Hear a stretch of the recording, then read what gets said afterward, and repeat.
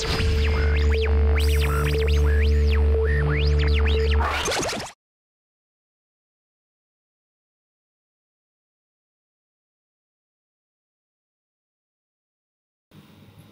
this is Jen from Perpetual Odyssey, and I'm hoping that the audio will come through and you can hear me.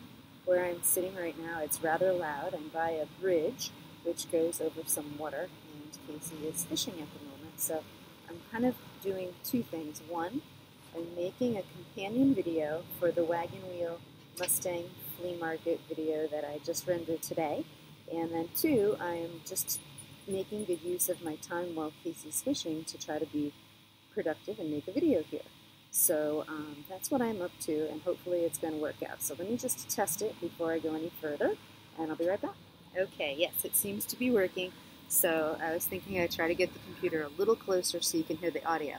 If you didn't guess already, it's nighttime, so I actually have my iPhone, which is right here, and I'm just holding the light up so that you can see I'm near the van right here, so I'm right next to the van.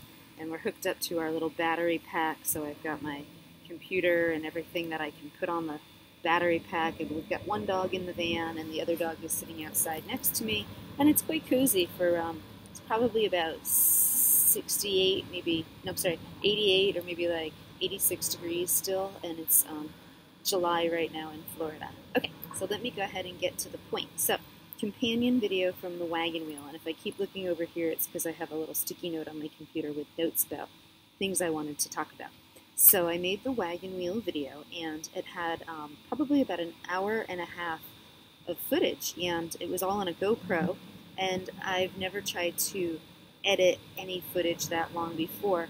I wanted to try to keep the footage as intact as possible and not chop it up and put breaks in it. I wanted it to kind of represent the real whole experience because it was quite interesting and a little overwhelming.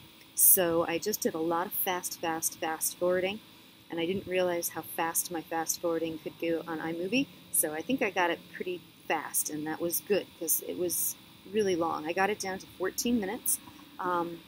Here's the next thing I wanted to talk about is that my computer, it's a MacBook Pro, I don't know what or a MacBook Air or something, I don't know what the processor or the memory or the whatever is. All I know is that my iMovie couldn't handle videos that long. So what I ended up having to do was take the video footage from the GoPro and put it into sections into my iMovie. So I edited out of the hour and a half of stuff. I did 4 blocks where I edited the clips from like a 20-minute clip down to maybe like a 5-minute clip, I guess I'd say, and then I had to throw away the long clip, and I had to do that each 4 times for the different segments that I had. Then after I had all of the small segments edited down, then I put them all back into iMovie in shorter snips and pieced them together and put in music.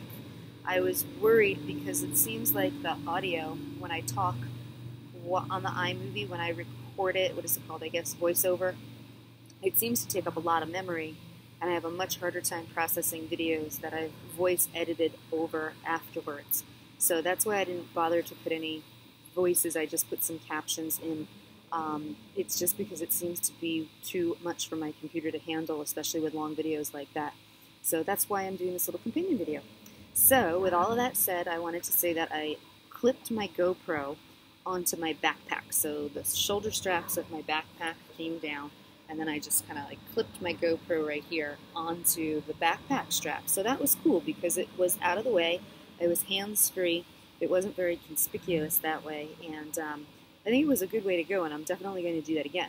I was concerned because being rather short that I wouldn't really get a good perspective of things, but I think it got everything I wanted it to. It was a little interesting from time to time because I couldn't, like, I'm like trying to move my body to focus the camera into places, so it made me have to dance around, which I kind of enjoyed. I thought that was fun.